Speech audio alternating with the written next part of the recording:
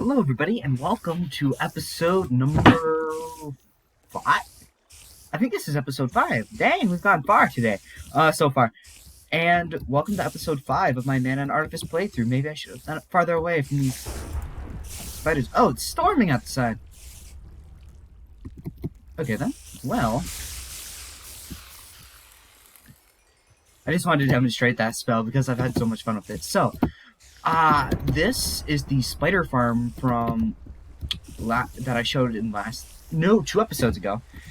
And actually, I had a route before to get to the spider spawner, which was go up here. I think I filled this in. Oh wait, no. Yeah, I go up here, and then I went across the top, and then I went around, and then I came back, and then but then I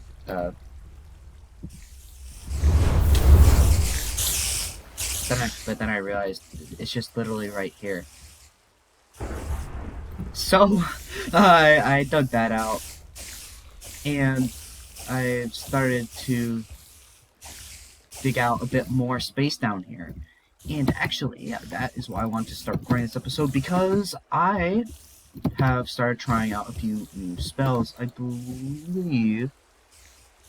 So the new spells that I have are wall, lightning damage, and right now I'm working on getting the radius effect, which lets me increase this thing, the chain, and the emaciation. So the emaciation spell component is really cool. It's like you just zap everybody around you. I'm really interested to see that with dig, because then I could go and chain. If I had a chain lightning damage spell, it would kill all of these guys. It would be chain lightning. But for chain dig, it's just like an ore miner in an area, and it covers a pretty big area. If I had it at normal radius, I believe that's a little bit smaller, but let's see. Wait, this is too high. Alright, here we go. This is how high. Yep. So right now I'm working on getting those portions to be wrote. So I honestly was just spending a lot of time just sitting here like zapping them, getting way too much string, and using this chain break spell to just dig stuff out. And I actually had a bit of an idea. I was thinking maybe I could have a bit of like a magic cave area in here, because I do have a bit of a base idea for like a big crypt, because I'm undead faction. And I was thinking that I could just dig out a big old cave area over here, so that could be like the entrance to the crypt, and that would make it so I actually have a reason to use this spawner in my final base, instead of leaving it to try to make like a super complicated big mob farm, because this spider farm, it provides enough mana to do stuff. And also, so the wall component, this is how I get lightning as rote. The wall component is it creates a wall. It's not as good as emaciation, in my point of view. So emaciation's like a circle around you, and it just does this. Whereas the wall is just like a flat line. Which, the main reason why I wanted to learn the wall component is so then I could do a wall dig spell. I do an awful lot of dig stuff, but this is the dig spell with wall. Like, it's kind of weird. I don't quite understand. It seems to be based on my position, but honestly, I'm fine without it. And I also have this exchange spell on rope. This is, I believe it's a tier 1 spell where, so this little crack here that I made going up, I gotta open up my bag. So the way that the exchange spell works is that,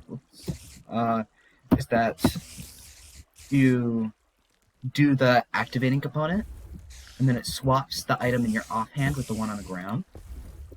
So if I open up this bag, if it showed the exact amount, I would have like 2 more stone or whatever in that box. So it's an interesting twist on the dig spell. So what I've been doing is that could have been really bad. Is I've been using emaciation to kill the spiders in order to try to get that rope. Because I'm the undead faction, I need to kill things in order to regain my mana. So, and there is a net gain of mana when you use this, because it's an area spell. I've been using this to try to dig space out. Okay then. Well, that is this clip. That is this clip.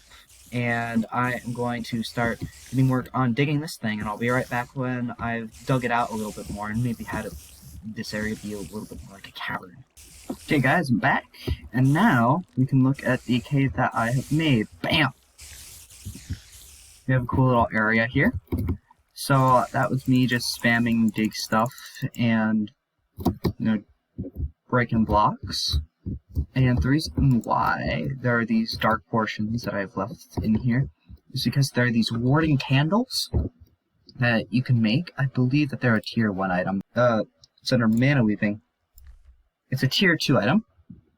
It takes some honeycomb, some mystic focus, some string, and some warp slabs, and they prevent mobs from spawning in the area without actually lighting up the area, so it allows me to have some decent lighting. And here, actually, this is probably within candle range, so yeah, I can have like dark areas like that back there, while still maintaining the cave like look and not being swarmed with mobs. So I have a few of the candles. I haven't placed them like the most efficient way possible. I've just put them down, and it also does reduce the number of look.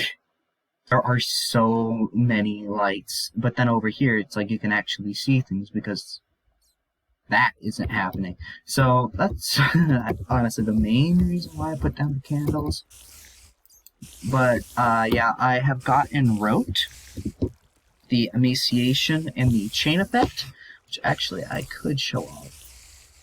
Chain lightning, and as I also have radius, too. Wait. Oh. I guess that having... Boom. See, so it hurts things in an area that are the same. But honestly, I prefer projectile. And because it is lightning, I can up the radius. So this thing's like a big ol' zapping thing.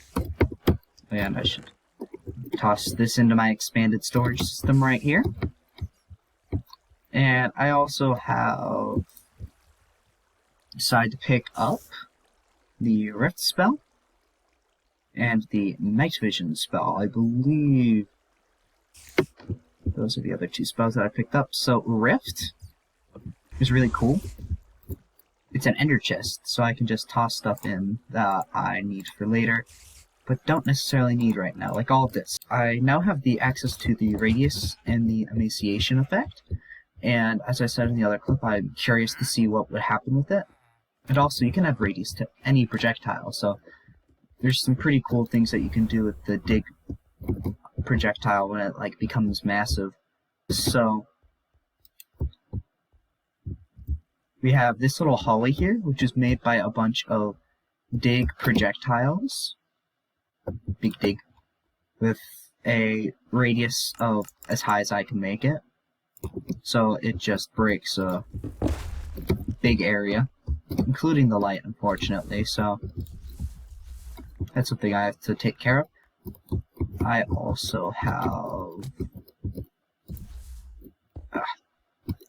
let me get back up. A dig emaciation spell, which is the area dig, so emaciation break, cranked up to as high as I can get it in regards to height and width. Now I hold it down. No longer I hold it down, farther out breaks. That was a lag spike for me too. But now I have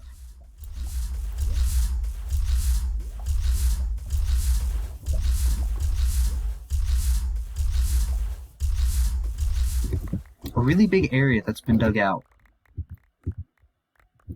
And that's like now a ridiculous amount of stone I have access to. Oh no, there's like lava here.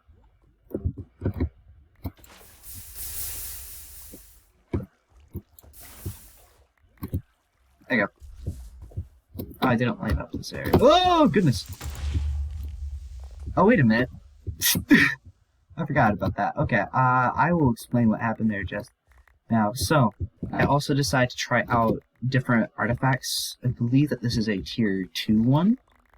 And this artifact is Enderguard Amulet. It's just a big Uno reverse card on creepers. It teleports them away before they explode. So, it's extremely helpful because it makes it so I don't have to worry about creepers anymore. Though creepers are only... like, it's a pretty limited use artifact, but it's also extremely useful because of that. Let's see, what was that one? Oh yeah, this one, it's the exchange component, but I put it on the emaciation because I was thinking, what could I use this for? And I don't really have an idea right now. So for the moment, I just have that there. Yeah, so this is the, like, massive area dig. This was me just, like, click, and then done with that big dig area. It's pretty big.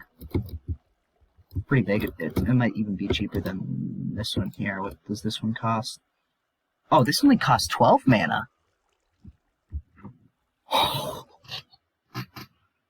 Okay, and this one costs 20 per second. So,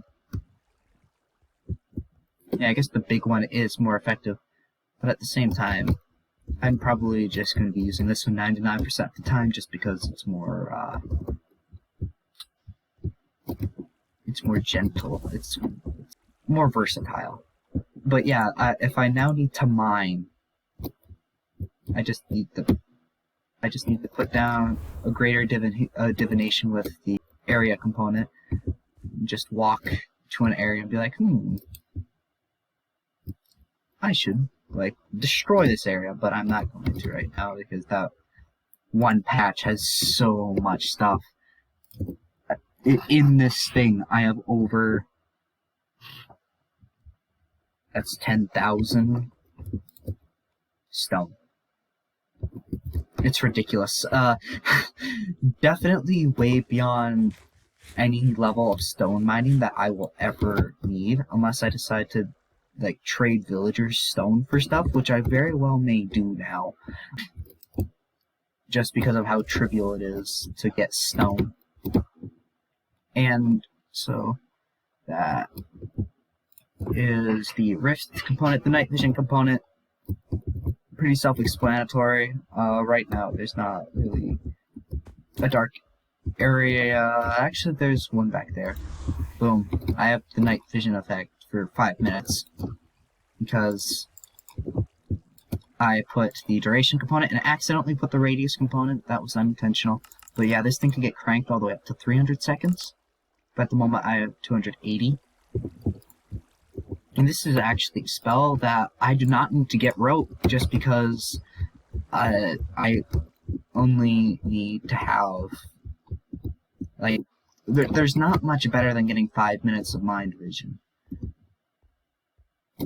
And the other one that I have is the summon spell. So if you craft a crystal phylactery, which is in the book next to sorcery summon, this is the recipe. It's a bunch of chimmerite, an egg, multivender, and some leads. And it takes a wither skeleton skull, which is decently expensive. And then you craft the spell, you can summon a little pet. And the reason why he got hurt is because I accidentally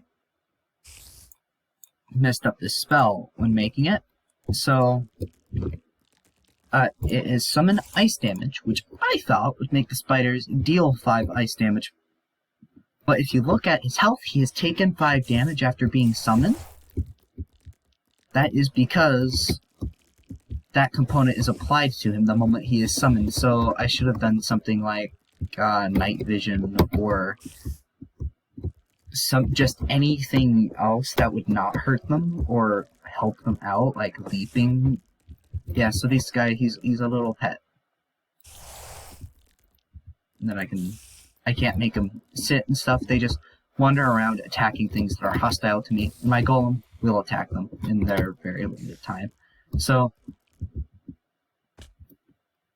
I have a summon spell. I'm definitely not going to be crafting that one again, if possible, just because of how expensive it is. So that is something I will probably make become rote.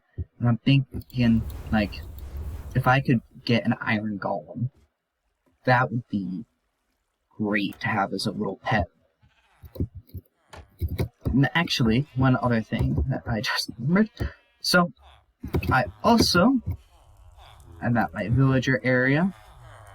I've added 4 more. This is the Spellmonger. He is the guy that you trade Vintium for the Codex Arcana. This is how you'd obtain the Vintium if you follow this little thing here.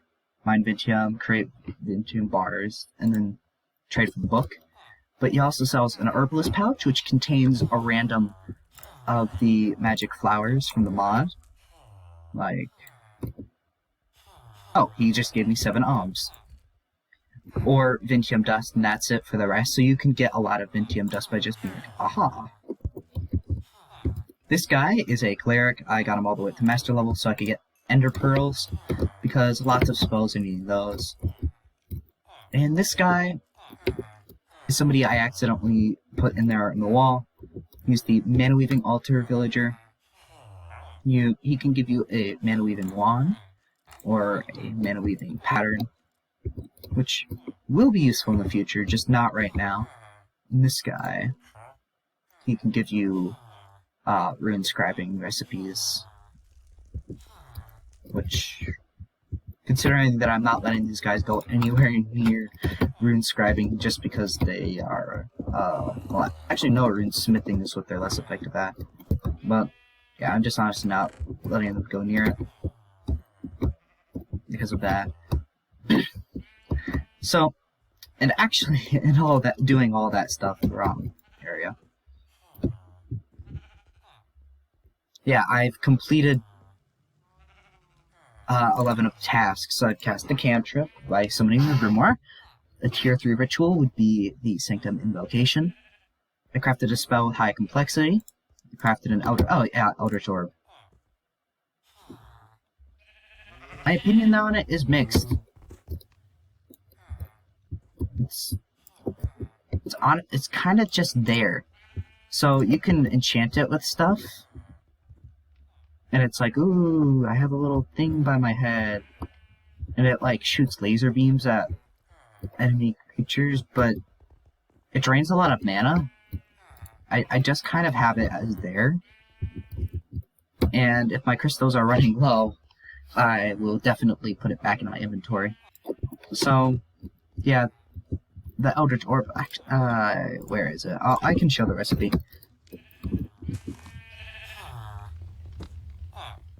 Eldritch Orb, it has special, like, enchantment stuff. It's one of those mana crystal shards with an end crystal, runes, and you can enchant it with a variety of stuff, which is cool. But I honestly don't. I don't use it often enough to have those enchantments be beneficial. I did enchant it with quick charge, which makes it shoot faster. So that's there. Craft an artifact for my faction. I crafted a coffin. Coughing. Yeah, they're cheap, purified vintage dust, obsidian, and cobblestone in a circle. It's all that for a bed. It's not phenomenal. Okay, enchant an item using a runic candle. That one actually is really interesting. So if you look at my sword, they have the beheading enchantment. Beheading 2 is the top of the list. That is because if you go under enchantments, it will tell you about how to do a runic enchantment. So the way that it works is that you make a pattern of some sort, such as the Rune of Ender, and then you craft a recipe in a mana weaving altar, such as this. Which one is this? Oh, it is beheading. So I made a beheading 2. So I had a Rune of Ender, fire rune, red rune, sorry, a grindstone, and a iron sword. Okay, for a second I thought I heard him die, and I was like, no. And then you combine them, and you get a rune. You put the rune on, you put your weapon or whatever you're enchanting, and then the stuff on top of it, and then you hammer until you get the thing added to your enchantment. That is how you get the Eldritch Orb upgrades, unless you can combine it with an enchanted book in the anvil, which I do not think is how you do it, but it could be. Could be. Oh, whoops. Oh, whoops. Yeah, so the Eldritch Orb can zap him and that guy. But the spider won't fight back, so he kind of just bullies it. I should switch this back over to a rift. Find another fortress that already happened. I haven't found the stronghold. I do have... Where is it? I do believe I have the thaumaturgic link. The stronghold. If I don't, I could show the summoning of the guy. Here we go. Stronghold. And end cities, because yes. Yeah, so I've got the stronghold thaumaturgic link. I'm gonna do that eventually. Just not yet. I don't really feel a need to at the moment. Sanctum Invocation, 10,000 blocks away, which from here is like 5,000 blocks away, because we're already 5,000 blocks away from spawn. Level 45, reach the Nether, summon the Wither. I have not summoned the Wither, mostly because the Nether Fortress is the source of all evil. However, I could actually show something pretty cool that I did at the Fortress itself. Oh, hi. Yay! He was taking half a heart of damage at a time because of my Eldritch Orb. How wonderful! Okay, so to the Nether. So we are at the Nether Fortress, and oh no, it's the blaze spawners, except they've been disabled because warding candles are strong. Yeah, so I put a warding candle on each of the blaze spawners and cleared it up a little bit. Now they don't spawn blazes anymore, so I can now control when I get blaze rods instead of just being doomed. Well, I thank you all for watching this video, and I hope that you all will have a good day, and I thank you all for supporting me and this channel, and I hope that this video's treated you well. I don't know, I'm not good at the outro. Well, see ya, goodbye!